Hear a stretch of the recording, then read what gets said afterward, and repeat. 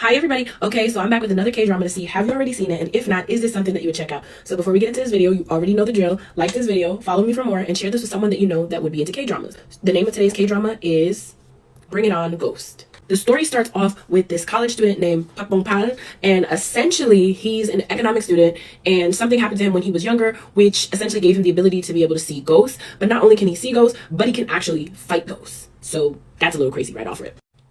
With his ability to see and fight ghosts, he essentially takes on these really odd jobs where I would say he's like a next step exorcist.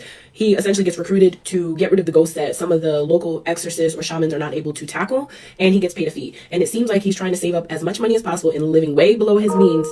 Our main lead, Pak Bong Pal, his backstory is that when he was a child, he ultimately watched a ghost or an evil spirit shove his mom into like oncoming traffic, which led to her being unalive. This has led to Buddy kind of keeping his distance and taking his job on to fight them, to earn money. After his mom dies, his father eventually kind of like disappears from beside him, and nobody really knows where the dad is, but I guess this monk does know where the dad is, and he's constantly telling Pak Bong Pal, hey, have you reached out to your dad? Hey, did you get your dad's new number? Hey, do you know where your dad lives? And Buddy's just like, no, I don't know, and I don't care. So what we learn is that this monk is the one that essentially like raised, the main lead to the best of his ability while his dad was out, Lord knows where, okay? One day, Pak Bong Pal gets an email or like a message essentially saying, hey, I have a job for you to fight a really strong ghost. And he essentially says, how strong is this ghost and how much are you willing to pay me? And the person essentially asks, well, how much do you want? So he essentially says, depending on how strong this ghost is, I want this much money.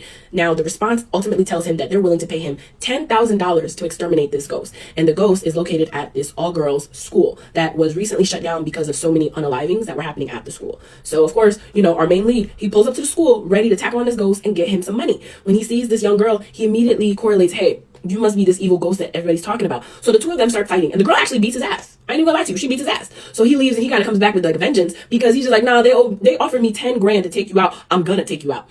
When he shows up to the school the next day, there are two students from his actual college that are running like a ghost club or an evil ghost fighters club or whatever it is that they're running. And their club is essentially struggling to have members join and struggling to pay their club fees to keep their group open. And they show up to this all-girls school, and they're essentially like hiding in the background because they see him and they're like, is he fighting something? Is he tackling something? So they kind of make it a point in their mission to start following this man around because he's giving them the content that they need to keep their club running. Now, when he starts, talking to this young ghost again, saying that he's essentially back for, his vengeance or his revenge or whatever the case is, that is when a man or a male ghost figure appears, scares the crap out of me. I ain't gonna lie to y'all, because I was like, wait a minute. And that's when the two of them start fighting that ghost together.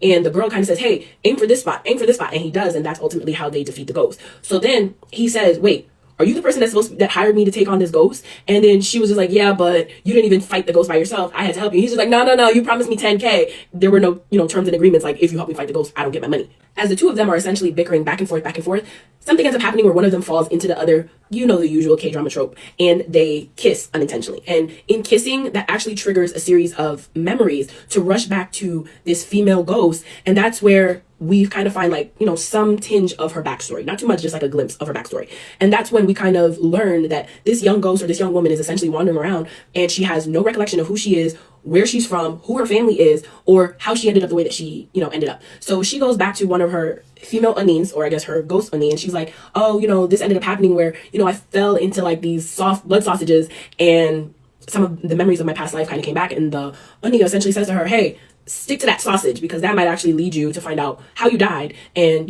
what happened with you and where your family is, because you haven't been able to go to any of the sermons that they've been setting up for her.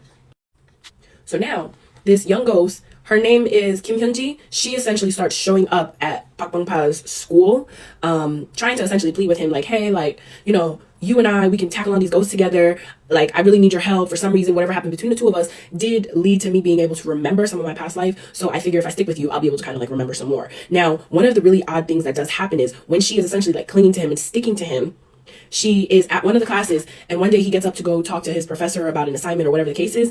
And after he walks away, the girl is kind of still standing there, inspecting the professor, kind of saying, wow, what a good looking man, everything and then some. And then that's where we see, typically, if you don't know something is in front of you, you walk into it. But this professor kind of walks around. So the girl goes to him and he says, hey, I think that professor can see me. And Pak Bong Pal is like, girl, be so for real. He obviously can't see you. I think you're reading into it.